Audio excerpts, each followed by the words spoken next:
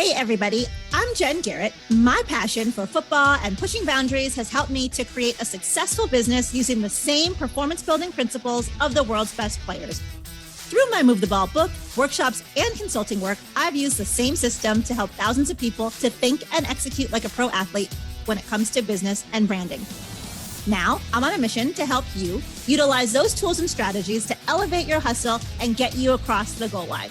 So get ready. It's time to suit up, to show up, and to move the ball. Hey, everyone. It's great to be back with you for another episode of Move the Ball. If this is your first time listening, welcome. And if you've been a part of the Move the Ball movement for quite some time, welcome back. As you all know, this podcast is all about business, branding, sports, and of course, how to move the ball. This episode kicks off my special Path to the Draft series, where I'm having conversations with NFL draft prospects on their path to the draft. Now, if you haven't yet subscribed to the podcast, make sure that you do so that you never miss an episode as part of this series, as well as part of the regular show. I've got a great lineup of guests coming up this season. All right. For this series, I had to start it off the right way. As a Bama alum, of course, I had to start things off this way. So inside the huddle with us today and ready to share his story and talk about his path to the draft is Jalyn Armour-Davis. Jalen is a defensive back who played college football at none other than the University of Alabama.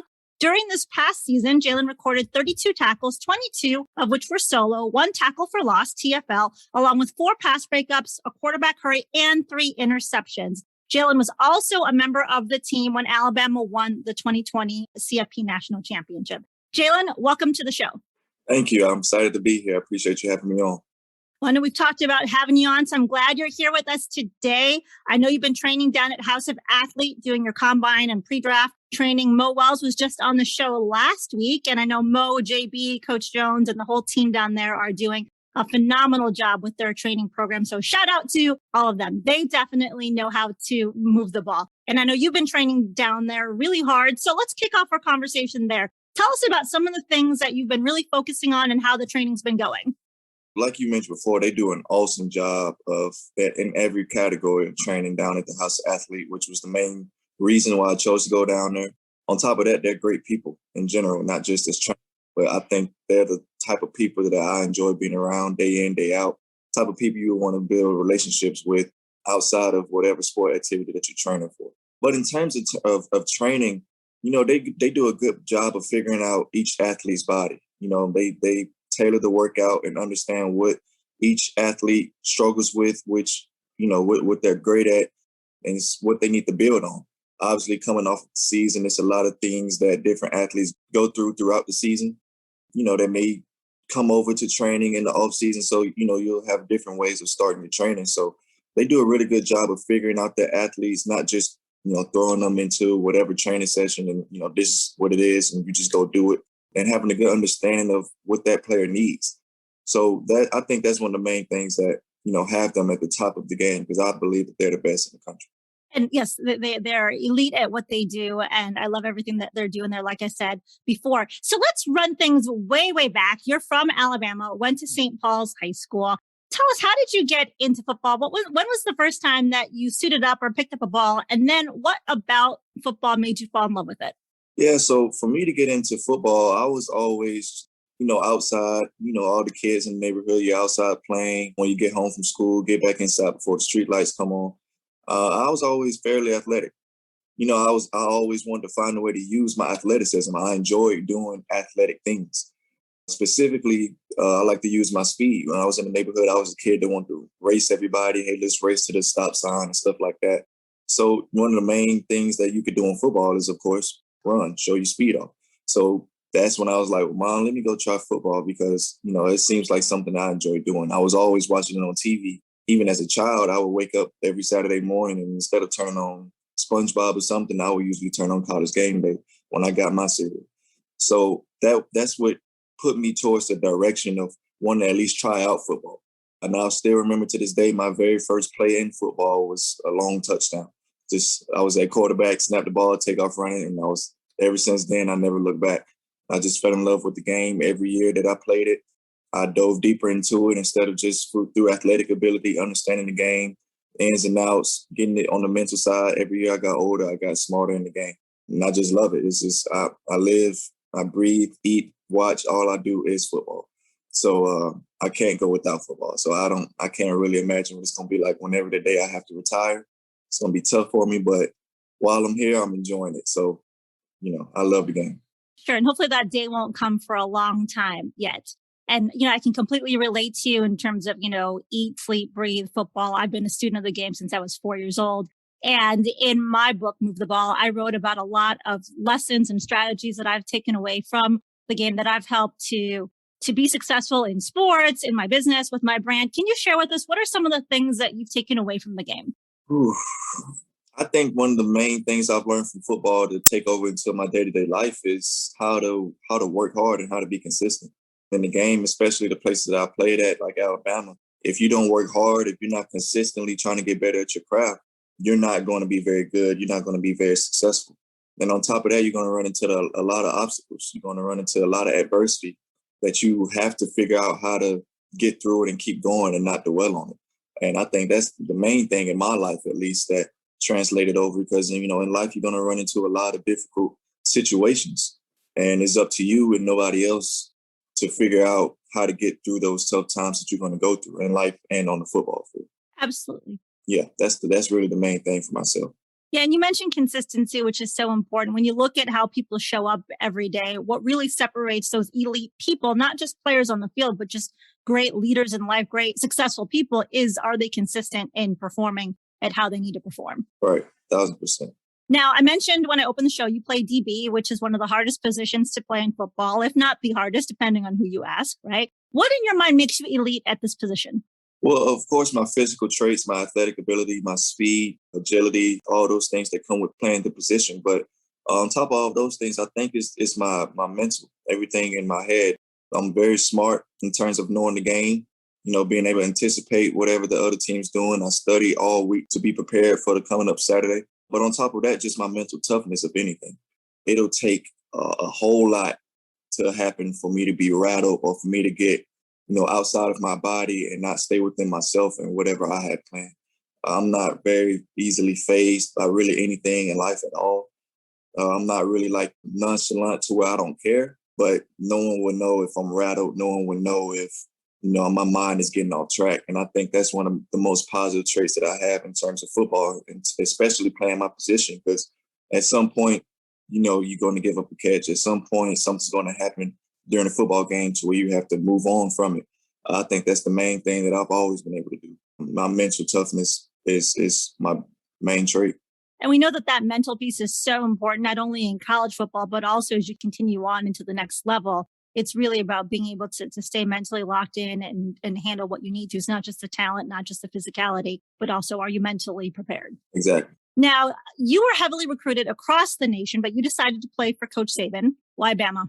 Because I knew that they give me the best opportunity to become the best person that I could be. I knew that they would develop and really push me to limits that I didn't even know that I had. No matter how confident you are as a person, I believe that every person that comes through Alabama reaches a point that they didn't even know they had within themselves. That's something that Coach Saban's going to get out of you as a football player and as a man, because it's a lot that you're going to be going through when you get to Tuscaloosa. Not saying that in a negative way at all, but that's the reason why they're the best in the nation. That's the reason why the legacy is what it is, because it really pushes you to extreme limits. And being recruited in high school, of course, being from the state of Alabama, being around, being able to go to games and stuff like that, being able to take more visits to Alabama than any other school that I was being recruited by, it didn't take long for me to realize that if I really want to be the best at, what I'm shooting to be, why would I not come to Alabama? And then on top of that, you're going to win. You're always going to be in big games. You're always going to be on the big stage. You're always going to have that target on your back. And as a competitor, who doesn't want that? Who doesn't want to win? So why not Bama? Absolutely great choice. And some of my listeners know I shared it earlier in the season, but a lot of my Bama guys know too that I chose Alabama specifically for Alabama football. So completely agree with you there. You mentioned earlier in the show that we all have to overcome adversity. And one of the things that you experienced at Alabama was an injury in 2018 that caused you to miss your freshman year. Talk about your journey to recovering from that injury and how were you mentally during that time? Well, being a freshman, I think, was the most difficult part about it. Obviously, being that young, and never been going through something that's, severe or injury that's severe. It was pretty tough. But I think the main thing that I had going for me was I had the right supporting people around me. The training staff always kept me positive every day that I came in for rehab. They knew that I was a young guy. They knew that I was going through a lot. So they put the extra effort into, helping me move forward and staying in a healthy mental place. And on top of that, just my family, my immediate family. Some of my aunts was always in my corner. Of course, my wife, as most people know, I'm married. That was really one of the most special times for us to form our bond. That was before we even got married, which led to us getting married. And of course, my mom, always being in my corner, making sure that I'm okay, mentally okay, to be able to continue to go forward. So it felt like a long year, but, it was honestly probably the best thing that happened to me for my career. It always taught me to go forward. And as you know, becoming a better player doesn't just happen on the football field. There's a lot of preparation that goes on outside of that in the weight room, in the film room, and just by being on the sideline. How did this injury help you to be a better player?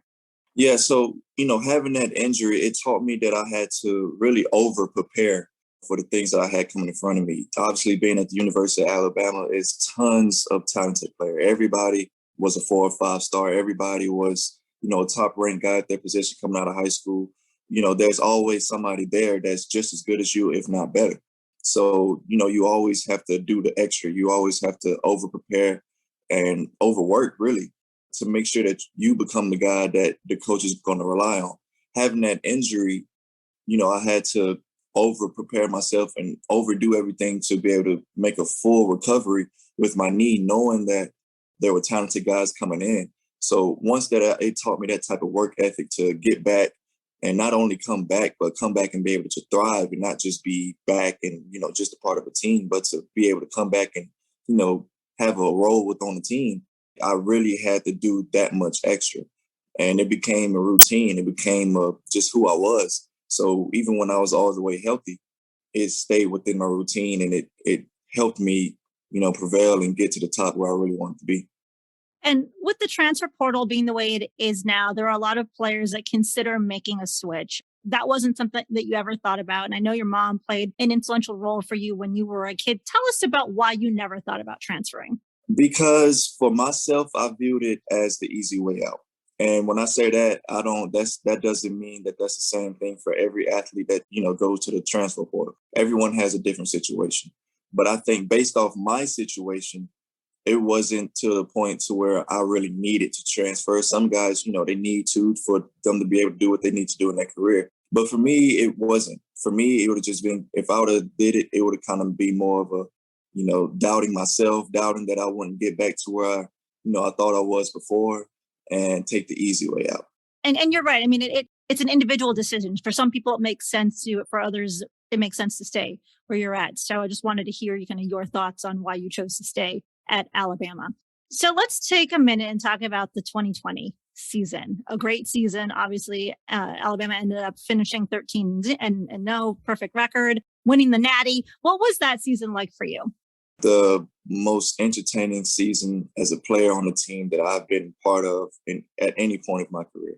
Obviously, with the circumstances that we were dealt, the COVID year, SEC schedule, no fans in the stands. We had to, everything was within ourselves. We had to create all the energy as a team. It's not 100,000 people in there, so we had to keep each other going. It forced us to build a brotherhood that couldn't be broken by anything at all. And I think that year really proved it, because if your brotherhood or your family or anything was going to be broken as a football team, that year would have done it. It was so many obstacles that you had to get through. And that we showed everyone that no one could break our family. And we stayed true to what we know. We stayed true to what we were taught. And it showed out on the field. So I think that team was a team that I would never forget, and probably no one will ever forget.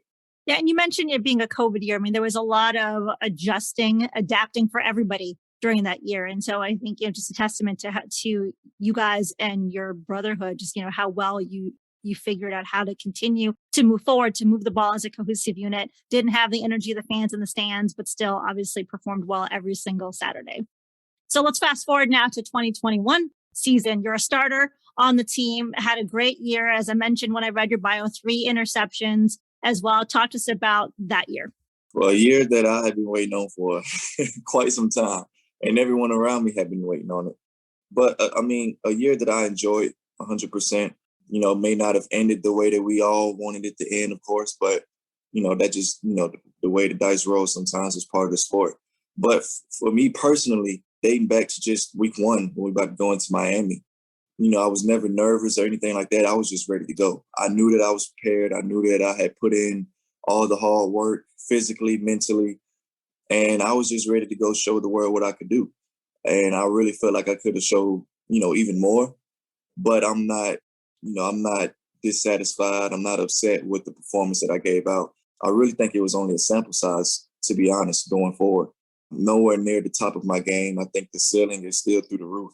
So, I would say the 2021 season, personally for me, was a sneak peek.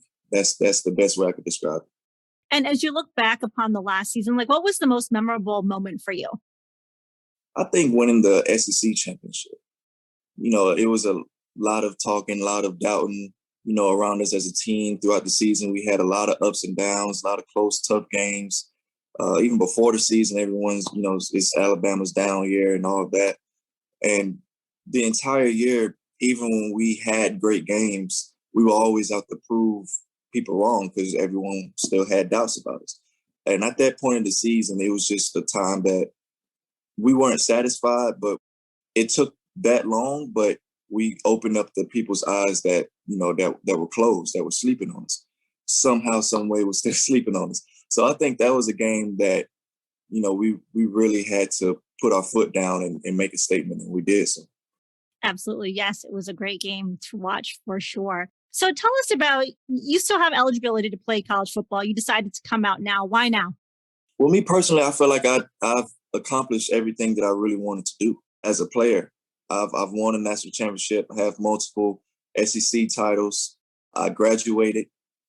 I had a successful year as a starter under Coach Saban and gave myself at least a chance to be drafted at a reasonable spot within the draft.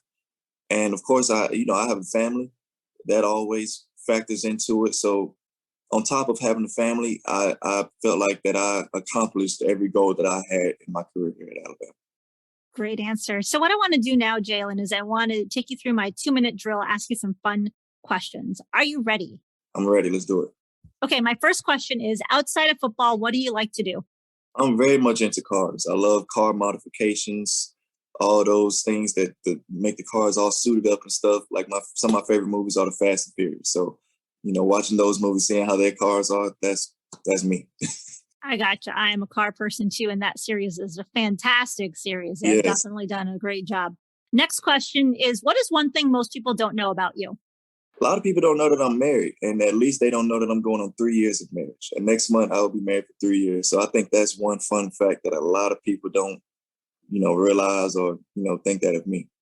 Well, good for you. Happy early anniversary. And I know you have a beautiful young daughter as well. 1,000%. Thank you.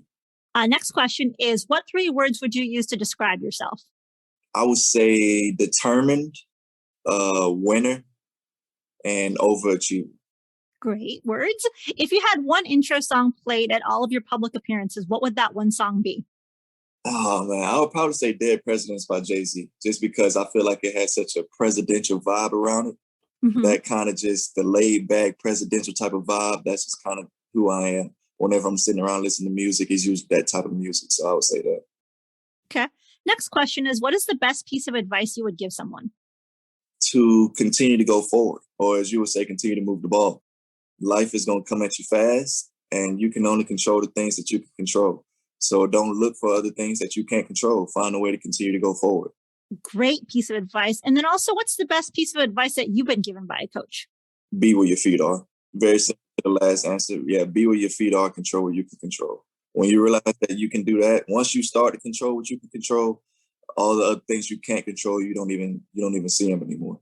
Absolutely. Now, the last question is, you're hosting a dinner party and you can invite 3 famous people, living or deceased. Who would you choose and why? I would say Jay-Z, Deion Sanders, because he's going to bring the life to the party. And 50 Cent. I would like to hear a lot from 50 Cent as well. Okay. Great, entertaining 3 choices for sure. And lastly, do you sing in the shower? I do. I rap. I don't really sing, but I do rap in the shower. I have a mic or a speaker that is waterproof to be in the shower, and I use it every night. There you go. Well, Jalen, as we look to close the show, let people know, how can they follow you? Where are you at on social media? They can follow me on Instagram at _Cinco.5, or they can follow me on Twitter at J Armour-Davis. And those really my 2 main social media platforms that I'm usually on. So if people follow me on there, that's what they would, get the most content out of me. Okay, perfect. We will have those in the show notes so people can follow you on your journey. Thank you so much, Jalen. It's been great having you on today. Absolutely. Thank you for having me. And I wish you much success in this next chapter. And thank you to everyone for listening to today's episode. If you like today's show, make sure you tell a friend. That's one way you can help me to move the ball. And again, thanks for listening, and we will catch you next time. Until then, make sure that you suit up, you show up, and you move the ball. Thank you for listening to Move the Ball. To see more about what I'm up to and how I can help you to move the ball in your business, with your brand, or your career, check out my website at www.getinsidethehuddle.com. Make sure you subscribe to the podcast so that you never miss an episode, and also join the Move the Ball Facebook group for even more content and to be a part of the Move the Ball movement.